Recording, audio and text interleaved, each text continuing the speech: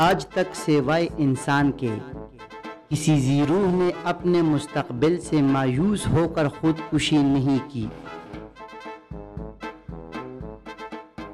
पहली मोहब्बत को कभी न भूल पाने की बड़ी वजह उस पर की गई इन्वेस्टमेंट भी होती है। मुझे रोशन ख्याल बीवी बहुत पसंद है, बशर्त ये कि वो किसी दूसरी की हो। कुछ बच्चे इतने क्यूट और प्यारे होते हैं कि उनको देखकर उनकी माँ को देखने का बड़ा दिल करता है।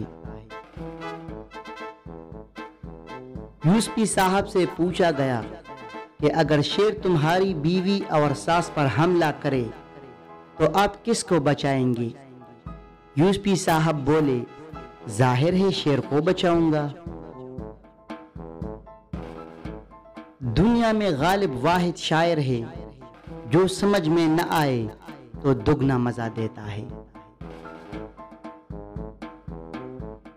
मर्द की पसंद वो पुरसेरात है जिस पर कोई मोटी औरत नहीं चल सकती।